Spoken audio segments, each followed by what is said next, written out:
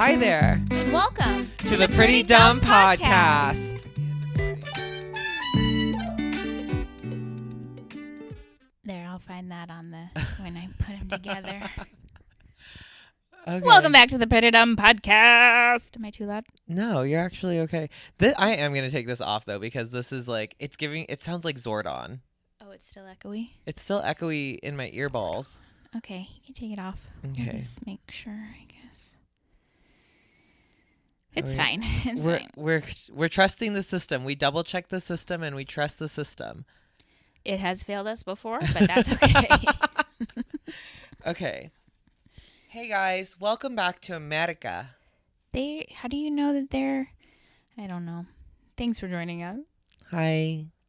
Hi. I hope everyone's having a really fantastic day.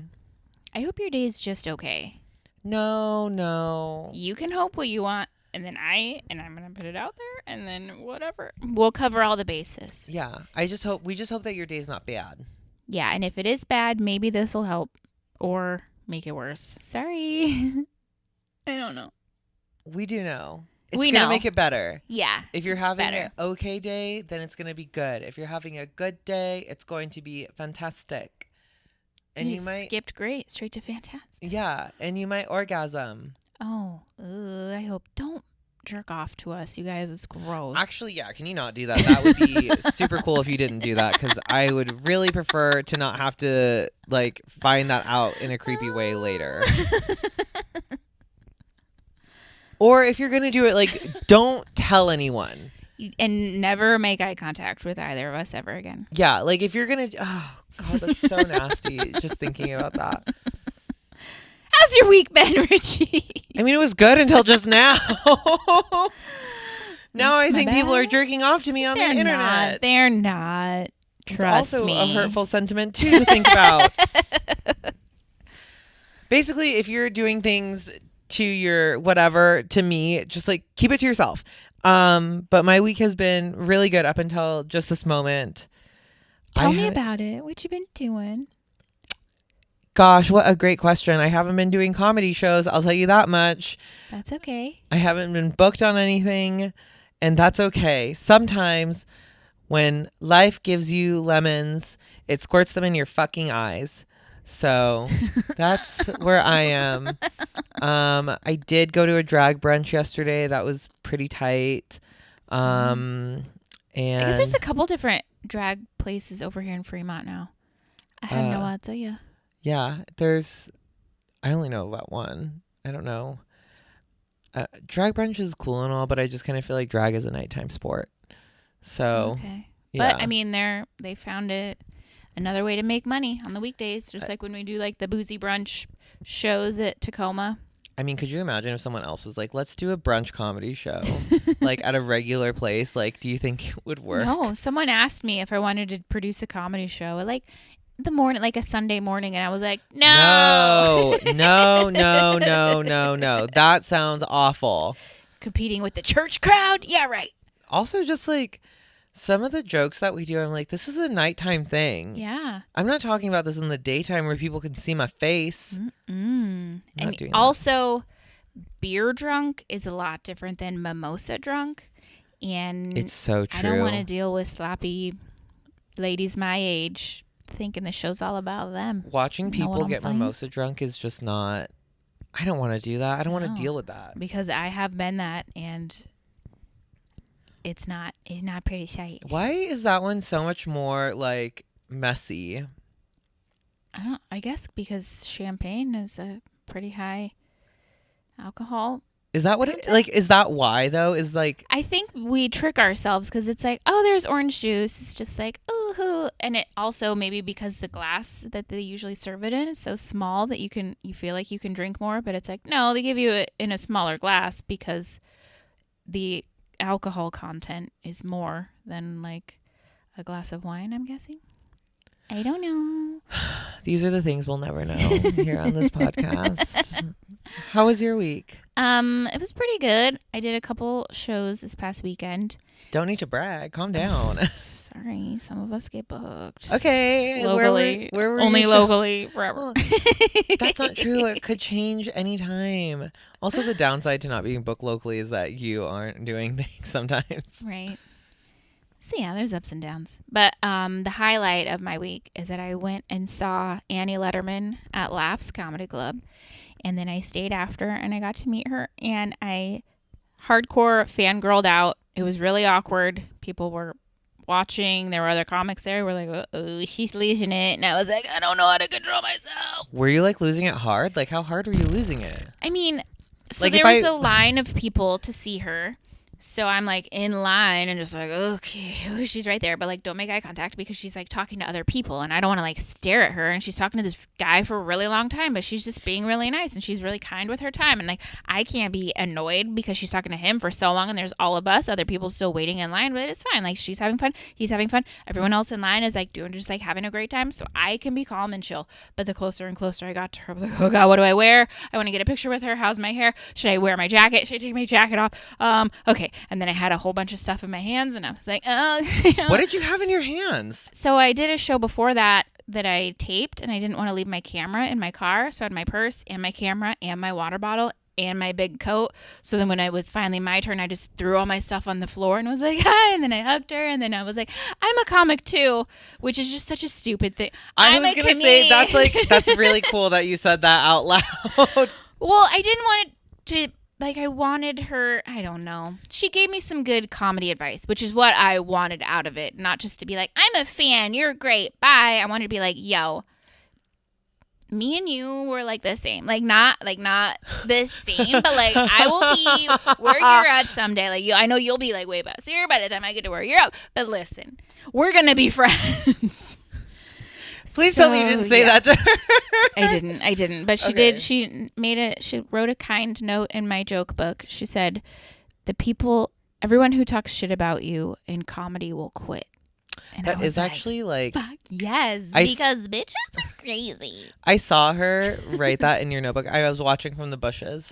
And no, I saw that you posted that on Instagram and I was like, that is actually like one of the nicest things that you can put in someone's notebook. I was so excited. I was like, because it felt like she was signing my yearbook. Like I didn't want to like watch her write it. And I was like, I'll read this later. But then were you just trying to be cool? Just like wherever. like you can just like, it's whatever. Yeah. I'm how does a it weirdo. feel to meet your heroes? It was pretty cool. I mean, I wish I didn't have such high anxiety in those situations, but afterwards I felt calm. I didn't feel like I embarrassed myself too much. I did like leave my notebook somewhere else and then she had to hand it to me and she was like, that's really embarrassing. Losing your joke book is like so embarrassing. Did she say that? Yeah. And I was like especially after I just signed it. You bitch. Wouldn't that just be funny if you were like, oh, I don't need this anymore, garbage. I just sell it to someone else in line. Did you ask her to sign your joke book? Yeah. Okay. I wasn't sure if that was like something that she did or not. Yeah, no, I asked her I saw her too, and I was like, this is really cool. I like this. Did you talk to her? No, I didn't. You didn't want to wait in line? I didn't want to wait in line. I hear that. One more cool thing that happened to me while I was in line waiting is a girl right in front of me. She was with two of her friends, and she turned and looked at me. She's like, oh, you're a comedian, aren't you? And I was like, She's like, you're a comedian. And I was like, oh my God. Can you say this like a little louder? Right when we get up there? Can you repeat this later when we get up closer? Oh, that was pretty cool. I was like, oh my God. Someone recognized me. So that's it. That's all I've been thinking about all week. I mean, that's great that you're riding a high. Like, seriously, I wish I was riding a high right now. And I'm not. I mean, have you met any of your heroes? Who would be the closest? Mateo? Probably when I met Amy Miller. That was like the last time I was like kind of starstruck. Oh, okay. Because when I met Mateo Lane, I was like, I was like, yeah, he's definitely like a comedy hero. But I think I'd already had enough exposure to people that I looked up to where I was like, just like be cool. I can be cool. Mateo, is that your name? Is that it? Is it Matteo? It's so nice to meet you. What have you done? I've never heard. Oh, Comedy Central. That's amazing. I've heard of it. Yeah. Mm-hmm, yeah. Yeah. So like, I don't know. Like when I met Amy Miller, it was like a surprise. I like knew she was going to be there, but it wasn't like for sure. Like someone was like, because that was the weekend I was hosting for Nicole Byer, and Nicole Byer and Amy Miller were the first people that I worked with professionally in like a comedy setting. Okay. And like when I got booked for that, they were like, yeah, Amy Miller could be her opener. And I was like, oh, that's like really cool. And then I met her and I was like, you're so kind in real life. Nice. Yeah. So that was, and then like I had to like be cool then too. But like my heart was just like, oh my God, you get to meet her. This is so cool. I've always looked up to you. So that was really neat. I just remember when we got to meet Beth Stelling. That also was like a very cool moment, actually. And I totally forgot about that. I don't even remember how I acted. Do you remember? Well, there were so many of us. There was like 5 of us or something. It was you, me, Ella, Dane, and someone else. Yeah, right? Wasn't there someone else? I swear to God, there was someone else, and I literally can't Sorry, think of who it is. Oh. But yeah, I think because there were so many of us that it was like, hi, we're comics. And then she's like, if it's just one-on-one, it's like, okay, I have to carry this conversation or I'm going to lose her or what do I do? But there were enough of us to just be like, oh, blah, blah, blah, blah.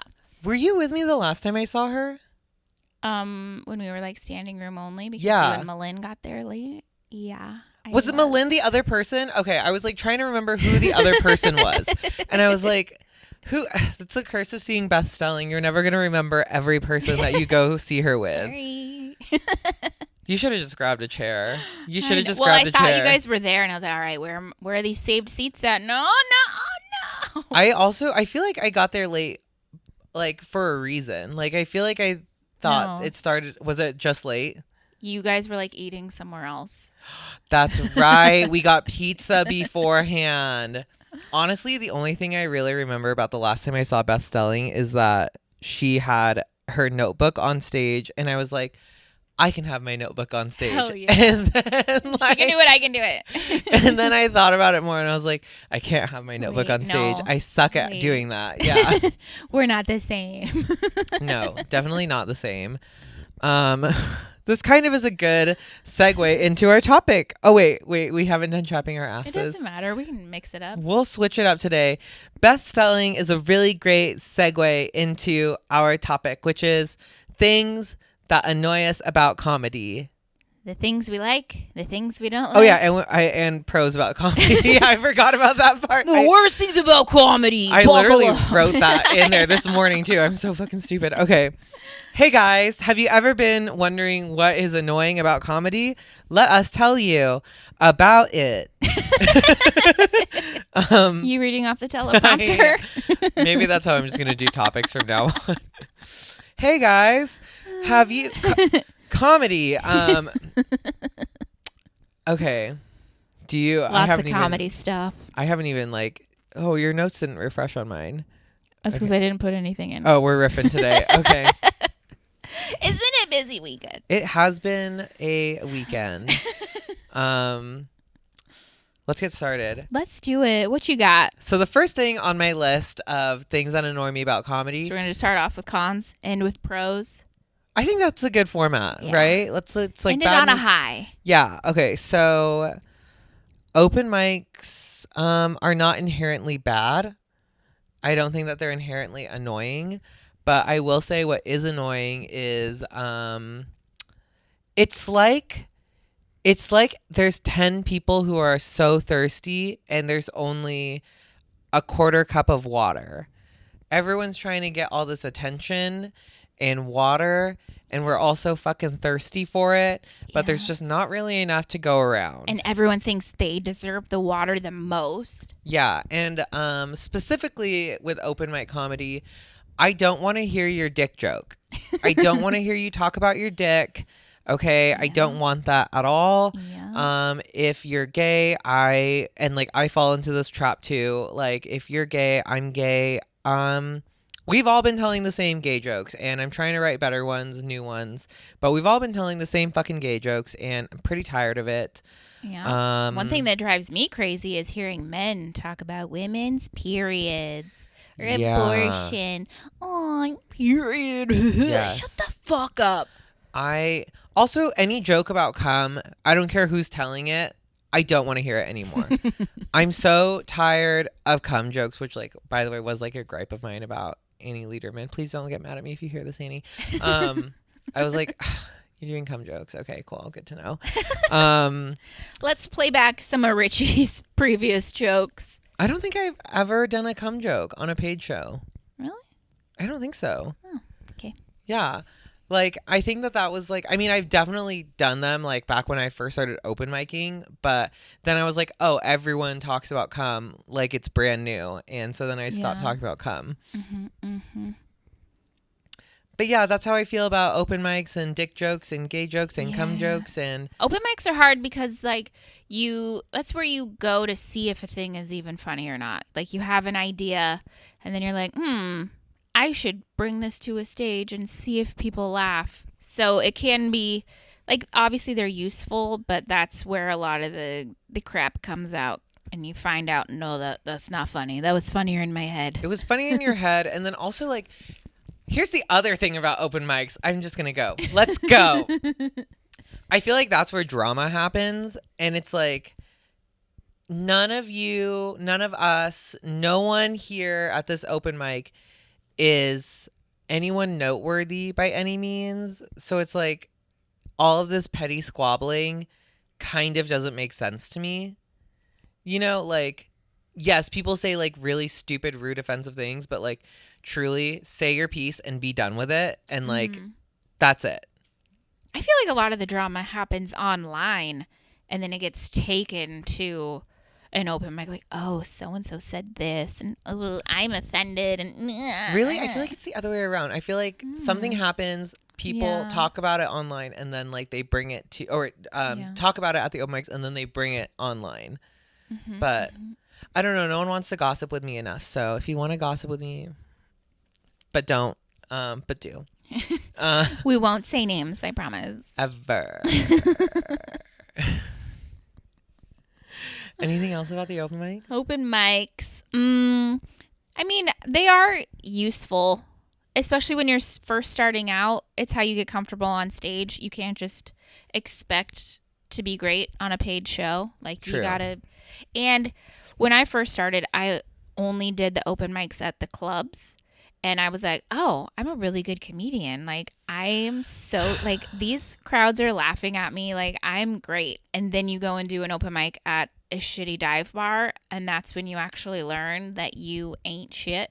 That your jokes need a little more substance. So it is a good thing to mix it up, hit up a bunch of different open mics, not just the same kind. You are preaching to the pupil right now, because I do need to do that. I am going to the roller rink mic tonight. Jack asked me to be there tonight. Heck yeah. So you gonna skate? You gonna borrow my rollerblades? I just feel like we're not the same shoe size. I don't know what's telling me that, but I just have this strong feeling. Yeah, you're right. But I definitely, I don't know. Do you want to come with me? No. Oh. We're really good at taking our own advice here. I hate doing not club mics. I'll do Jack's night because I really like Jack a lot, but like, I would go if I didn't have shit that I have to do tomorrow. Because it is a fun mic. It is fun. It's nice to do comedy on roller skates. So shout out the roller rink mic at Southgate. It starts at 9:15 on Mondays. Every Monday night. Oh my God, is it 9:15? Yep. Oh fuck. Okay. I thought it was 8. Nope.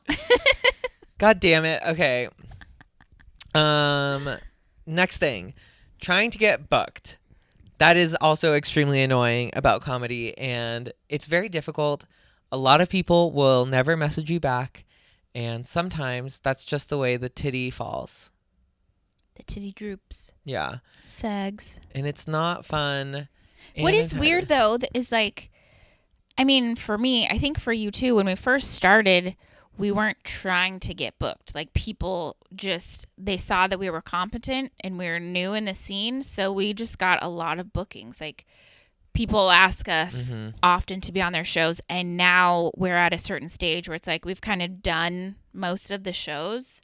And it's like, oh, I have some empty weekends. Now is the time that we're having to like reach out to people. That's definitely true. And I think also what it really is that like there are more like there's more new people, and like that's what everyone wants. They want a new person on the show, You want and fresh it's like, jokes, new perspective. and it's like that's great and all, but like I don't know.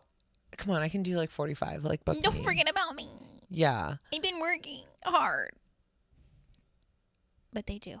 So you No got one- it. So then No you one forgets about us. Then you got to Everyone forgets hit about 'em us. up. You got to hit them up. It's good practice though, because no one outside of our area knows who we are.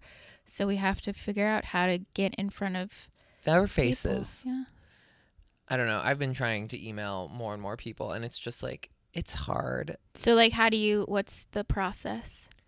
I email someone and I'm like, "Hi, please book me." But like, how do you find that person? Oh, to I've just been emailing like different clubs. You just go on their website and it says Yeah. who to contact. I've also been going through the Northwest booking page to see about indie shows. Okay. And then I've also been applying for festivals. Nice. And I've just been like networking. So you just with send other them like a people. link to your tape. Yeah, more or less. I'm like, hey, if you have anything, let me know. Or like if I'm visiting a different city, I'll just like go through the list of like all the people I know who know people in that city, and I'll just be like, hi, I was referred to you by so and so. If you have time on your show, please let me know. I would love to do it. XOXO, Ricci Armani. Gossip Girl. Yeah. Okay. Helpful. Mm-hmm. Haven't you had to do that for like outside city shows, like when you're like visiting somewhere? I haven't visited anywhere. Okay. So no. Like I've gone to Florida a couple times, and every time I go, I'm like, oh, I should, but I spend the whole time with my family, and they don't live very close to like a big anything. city, so Yeah. it's like I'd have to drive an hour and a half to go It's not worth do it. a spot, like, and like I do feel guilty going to these places because I know I could potentially meet other comics, but I also just really want to have time off and just spend time with my family. And there's nothing wrong with that. Yeah. Like, I think that that's like one of the other kind of annoying things about comedy is like it's always in the back of our heads. You have to hustle. You have to go harder. Yeah. And I don't know. I talked to someone about that today, and they were like, you should have like a life outside of comedy also. So that way you can feel relatable to people. You can't just do comedy all the time. And I'm like, Yeah, it Yeah, gets you're real right. tiring just listening to someone talk about only comedy. you okay? Yeah. Okay. Cool. You look like you were seeing the past back there.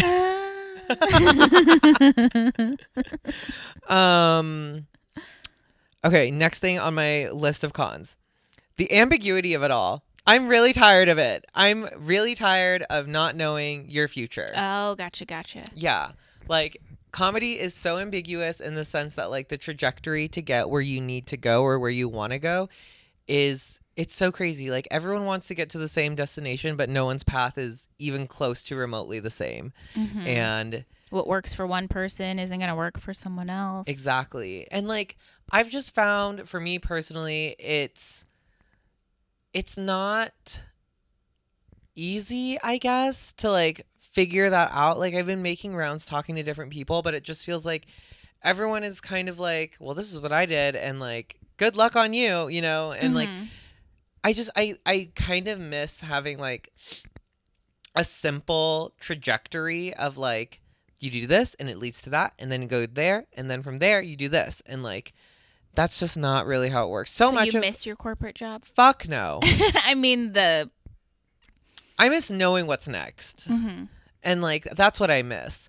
I also feel like it's like so much of what we do is like, okay, yeah, be talented, but more so than talented, be lucky. And yeah, and be really good at editing videos and putting stuff on social media every day. I'm not good at that either. Okay. I kind of like the ambiguity. Like I am older than a lot of people in our like comedy scene, so I feel like I don't know. I think because I'm past 30, I don't feel the anxiety of like I have to have my life figured out at 30 like a lot of people do. And I kind of like that like every milestone that I'm like making, I get to appreciate it. And it's like, oh, wow, I just did a full weekend hosting at a club. That's really exciting. And like kind of not knowing what is next is what keeps it exciting for me. I feel like what keeps it exciting for me is knowing that one day I'm probably going to be touring and famous. And the thing that pisses me off is like I don't know how to get there. I mean, you're on the right track. You just got to keep trucking. I just need a gun. For who are you going to shoot? Myself. You're not going to get there if you do it that way. Unless you miss, and then you're like, oh, the guy who tried to kill himself. You might get famous from that. No, that's like done way too much these days. Okay. What else? Do you have anything that annoys you about comedy? I mean, yeah. Like when I first started, and still now, but it's not as bad now because I'm further along, but women in comedy especially were not welcoming to me. And it was really hard for me to feel comfortable and make friends for a really long time. I'm choosing not to speak on this subject right now as a male comedian, but continue. Well, yeah, all the friends that I made in the first year were all dudes except for Malin, who's like basically, I'm just kidding. But yeah, a lot of, like, I was the only female that I remember who kind of started when we all did. And all of the women in comedy before me just didn't have anything nice to say, like weren't like, hey, come to this open mic, come do this. Mary Lou was very nice to me. But other than that, I don't really remember anyone like who's reaching out a hand. Say their names. Say their names. So that's why when I see new like female comics or non-binary comics, I'm just like, basically non-straight white male comics. I'm like, hey, you should keep coming. Like, there are other mics. And I just talk to them because it is really scary, especially when you don't know anyone. And if you're not outgoing, really good at just like making small talk with people, like I'm not good at that. So I know what it's like to be uncomfortable in those situations. So I just try to be like, hey, keep it up. That's a really nice thing that you do. I should probably get better at doing that because I am very much a keep to myself unless someone talks to me person at open mics. Like, you know what? My new goal is to say something nice to someone I don't know. Only if they deserve it. Don't go blowing smoke into some. Okay, this has gotten really hard. Some dude who's comedy. You're like, oh god, here we. You keep it up. No, those guys. I'm like, no, you are discouraged. We have enough of you. I mean, honestly, isn't that just the truth? I wish we had like a quota system where we could just be like, okay, thanks for your time. I really appreciate it. Try again next year. Okay, can you come back in a few months? We'll talk then. Thank you. Bye. Thank you. Another thing that annoys me is like now that I produce a show, I think for a while people didn't know that I was producing Lady Bits. So I wasn't getting any emails or like people wanting to be on the show. And now people are starting to hit me up. And now I have to be like, I don't want you on the show. How do I? Okay. It's hard to be confrontational with your peers because like I still have to see them in other rooms. Like one person hit me up and I booked the room at Tacoma Comedy Club and they are not welcome to work in that club, and I had to be the one to tell them that. I remember you telling me about this. See that person, they just it's awkward, but it's like, well, that's their own fault, honestly. Like, what they did was their own choice. Yeah, but also I don't know if they know why they're not invited back. I didn't go into details, but I don't think the club was like, hey, you did X, Y, and Z, and that's why you can't work here. It was just like, I kind of feel like if you're banned from a club, you should be able to kind of, like, put it together in your head. Yeah. Right? Like, you'd think that's like... You would think, but there are a lot of people in comedy who just don't think beyond, I'm the best joke teller and everyone needs to hear these fucking jokes. Dude, that is actually one thing that I wish that I had. I wish I had that, like, fucking delusion of just being like, I'm the best thing ever. Like, I know I'm good, but I'm not walking around like, everyone should hear what I have to say. Because, like, no, they shouldn't. First of all, like, not everyone should hear what is coming out of my mouth. And, yeah, it's good to not be that way because I feel like you don't get better. Like, you stay an open micer if you were like, oh, these jokes are perfect. Like, I'm done. I fit. Like, you don't work, you don't change, you don't grow. I did it, you guys. I wrote a solid 25 minutes of garbage. And that's one thing that's been hard for me, because like I'll get enough laughs at like a club show and I'm like, okay, yeah, that was a lot of fun, but I don't go back and like listen and like, how could that be better? So that's one thing that I'm working on. Like, okay.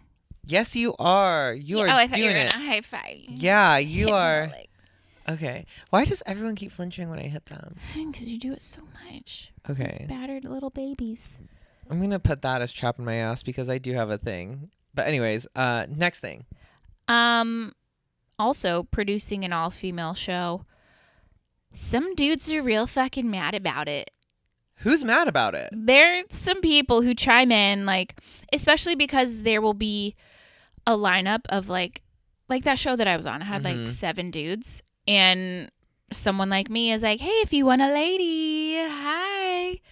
I saw some dudes in there be like, there's 4 different all-female shows and we can't be on that and blah blah blah. And it's like, you're not understanding the reason why there are all-female shows. It's because there are so many producers who only book men that we had to make our own space. It's true. And now, like, the Northwest is known for like being more, what's the word? Inclusive. Yes, inclusive, diversity. and like having diversity on shows and stuff, but it hasn't always been like that. And just the fact that some dudes complain about an all-female show, it's like, there are 30 just regular shows that you can probably get on because you're a straight white dude. So shut the fuck up or book your own shows. I mean, honestly, that's kind of what needs to happen is more people need to book their own shows. But I also don't want to oversaturate Seattle with like shitty comedy shows. Right. It's tough out here.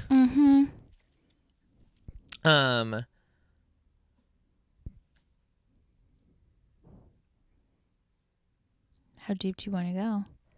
I don't know. Working it's with up club to you. owners. No, I don't want to go that far. I like all the club owners that I work with right now. That's good. Yeah. Yeah, me too. But yeah, there are just a lot of different personalities in comedy. I think that that's actually something else I would like to say is I thought I was going to like everyone I ended up working with in comedy. And guess what? I fucking don't. Yeah. You kind of think everyone's like going to be like silly and goofy and like, oh, we're here to laugh. But it's not the case. It's not the case at all. And honestly, if you think I'm talking about you, I'm probably not talking about you. But if you don't think I'm talking about you, it's you. You know who you are. You man or woman or they. But yeah, it is weird just like learning how to balance, because we're like, it's not like a normal job where one person is in charge and then everyone else knows their job. And like you can complain to HR when someone fucking hurts your feelings. It's just like one person books this one room and everyone else is like, wait, why didn't I get booked for that? Wait, why am I? It's a weird thing. Lots of different personalities. I wish that more people would be a little bit more introspective when they ask that question. Like, why didn't I get booked? Well, it's like, are you funny?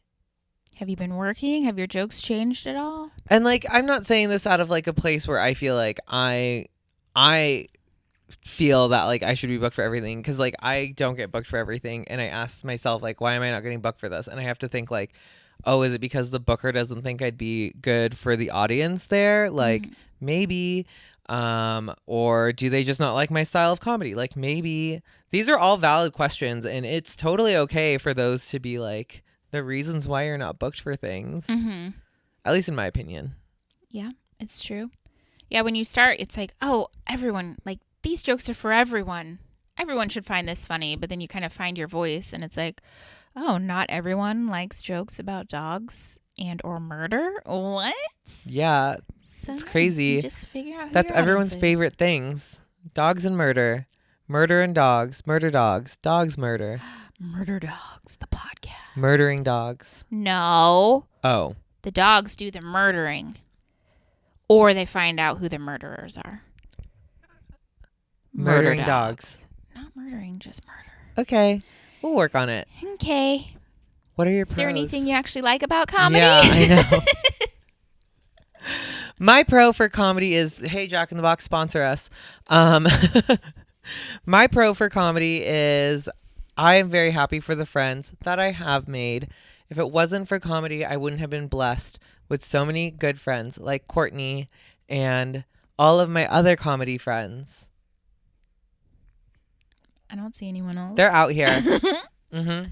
Yeah, it has been fun. Before I started comedy, I was pretty reclusive. I have like a couple friends in town, but I would just go walk dogs and then come home and hang out by myself.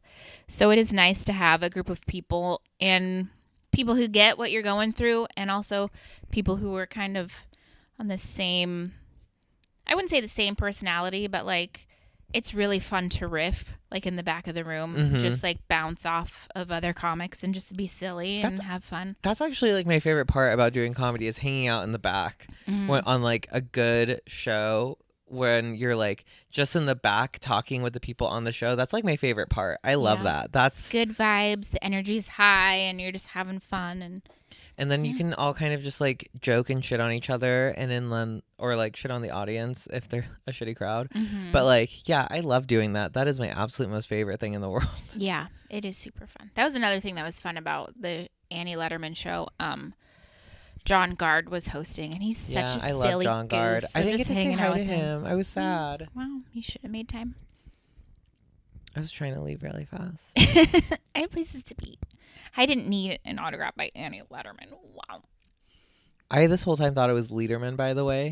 Embarrassing. Yeah. I don't listen to Trash Tuesdays that much. Could you imagine if I just walked up to her and I was like, hey, Annie-thin Lederman? Letterman? Leader. Okay, cool.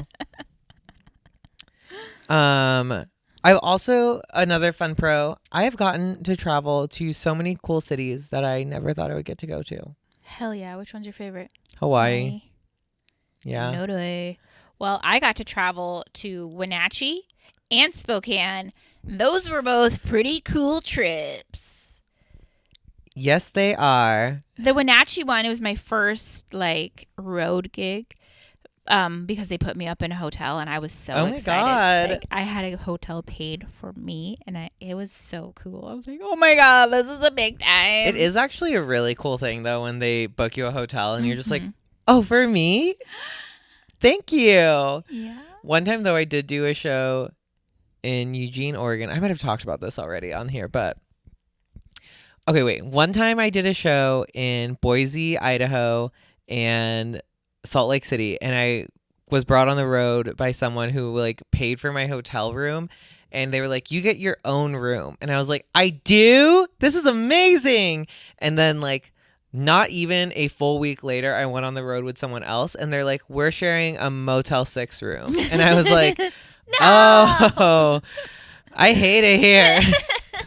Yeah, you've been spoiled too much too soon. Now you're used to a certain lifestyle. It's true. I really have been spoiled. And I didn't hate it, but it is funny though, because when we were pulling into the Motel 6 parking lot, we did watch someone get arrested in that parking lot with 4 cop cars there. And I was like, well, we know one room's available. I was like, what the fuck is happening? What is my life? I was just in a Marriott. Me and Luke and Jess did a couple shows in like Spokane and then Idaho, and we got put up in a hotel, the 3 of us in one room. And we didn't know that that's how it was going to be until we got there, and we're like, cool. That is a lot of people in one room. I would not be happy about that. I'm going to be so honest. If I hadn't been dating one of the comics, then I wouldn't have been happy either. If it was just me and 2 dudes in a room, I'd be like, fuck you. At least also too, like you're friends with Jess, right? Yeah. Like I would hate to be stuck with like a stranger that I don't know. Like, or someone who you're purposefully not friends with, but you just tolerate. Yeah. Oh my God. I think that would be like the worst scenario. Oh my God, no. Yeah, every time I've had to share a room with someone, I've been like, well, at least I like you. Mm-hmm. You know, like I can tolerate being around you, and I'm actually excited to be around you. For the Dose show, we stayed in Bend, Oregon, And there were 2 guys and 2 girls on the show. So we bunked up, guy, girl. Mm-hmm. And our room had like a fireplace and an extra couch and was really big. So after the show, we're all super high. Everyone came to hang out in our room.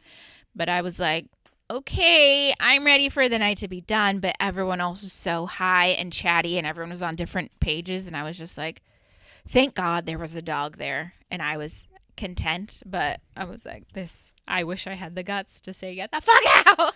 Gosh, you're so much nicer than me. Because, like, when I'm ready to go to bed, I'm like, everyone needs to get the fuck out now. Get the fuck out of here. No, see, sometimes I need that because otherwise I feel like I shouldn't leave. So sometimes I need someone to be like, okay, I'm ready to be done with this. And then I'm like, okay, thank you for releasing me. I've gotten really good at listening to my internal language about what I'm willing to put up with. Okay. Yeah, I need to get better at that. And then my last thing that I find a pro is I have found something I truly love doing more than getting banged. And he looks shocked. I am shocked. Okay, well, that's it. I love it. I love doing comedy. It's so much fun, despite all of the annoying things I have to put up with on a daily basis. It's hard work, but I feel like it's also, yeah. It's hard work, but it's fun work. It pays off pretty immediately. As soon as you get a good laugh, it's like, oh, yeah, here we go. Mm-hmm. And that's all that we can ask for. Yeah. And it's even enough, like, when you do bomb or just have this shitty set. Honestly, you don't just quit. You don't quit. Keep what you going. do, I should have listed that as an annoying thing, but I forgot about bombing. I don't do it that often. Heyo, psych! I'm gonna bomb tonight. I know it. I can feel it in my bones. I'm totally gonna bomb tonight. I always bomb at that show. It's fine. Okay. People skating in front of you. Seriously. Just practice your 15-second crowd work. God. Okay. What did you learn this week? I learned that you can mop hardwood floors. Bitch, I know you're joking. Are you serious? You didn't know that? I knew, but did I do it? I sure did. Wait, have you never mopped your floors? I have a couple times, but I've lived here longer than a couple years, and she's gross. Oh so my I did God, a Courtney. deep clean yesterday. I moved this bed. I moved everything. I got after it. And another thing I learned is that I'm out of shape. And it's time to change that. Me too. Do you want to go running together? No. Do you want to go run stairs together? Can I rollerblade? No. That you burn like no calories. I'll think about it. I'm going to start running stairs. It's going to be really cool. For you. Mm-hmm. What'd you learn? Hang on, I want to backhand spring to the fact that you don't mop your floors as often as I thought you did. Because this whole time I was like, yeah. Wait, so when did you mop your floors? Last night Last today. night. I can honestly see the difference. Right before you got here. Is that what that smell was? Oh, could been. Yeah, okay. But like, yeah, it looks really good. I think you should do it more often. Yes, you are correct. No hate, no shade. What did I learn this week? When it comes to being annoyed, a good way to not be annoyed is to gain perspective. So moving forward, I will work on gaining perspective about some of the men who tell jokes about their dicks. Because who knows? Maybe their dick is the only thing that gives them pleasure or meaning in life. And for that, I am truly sorry. I think we should practice really just, when you have a fire, people are like, yeah, you got the burn, you got the fire, light that fire for what your passion. We need to practice putting that out on open micers. And like, you're done. What if someone had done that to us? Then we wouldn't have listened because we're meant to do this. But some people need to be told. Know what I'm saying? There are some people who are not new open micers who need to be told. Their dreams crushed once and for all. And How I do think you we should be the ones to do it. How do you crush someone's dream without sending them into a coma? Maybe we could start leaving them notes.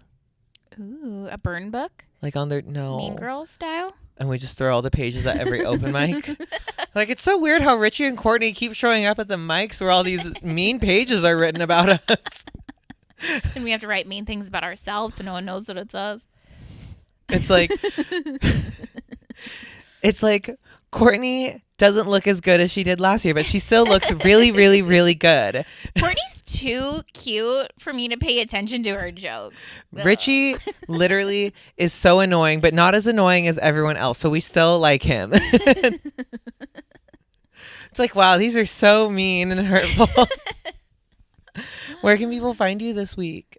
I don't know when this is coming out. Where can people find you when they find you? One show that I'm very excited about coming up. I'm doing my first ever Don't Tell show.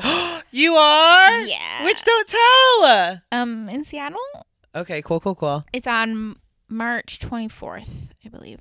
I think I'm on that one too. Ooh, nice. I'm on something on the 24th. So yeah, I'm really excited for that, but also really nervous because it seems like a big deal. But I got time to practice and it'll be great. What do you have coming up? Nothing. No one loves me. Ruh-roh.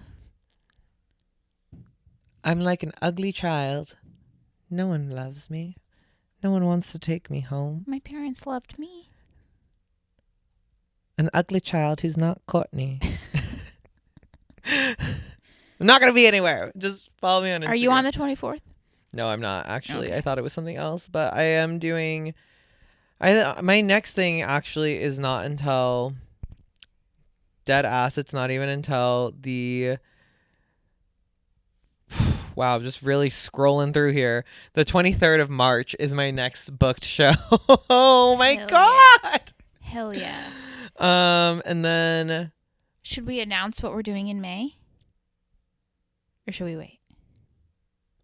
What are we doing in May? The Rip City Comedy Festival. Oh, yeah.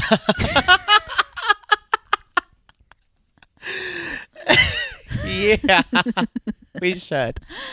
In May, Richie and I will be in Portland, Oregon, May 4th through the 6th for... The Rip City Comedy Festival. Yep. So can't wait to see you guys there. Super excited. It's going to be a fun weekend. Other Seattle comics who will be there, Adam Tiller, Abraham Tedessa, Those are the only names that I saw. That Derek were from Sheen. Me. Oh, I forgot about Derek Sheen. And then some really cool Portland comics. And your bestie, Amy Miller, will be there too. Oh, yeah. I forgot about that too. Should hit her up. Jesus Christ. So come see us at the Rip City Comedy Festival. And in the meantime, follow our Instagram so you can see where we'll be. Bye, everyone. Thanks for listening. Bye.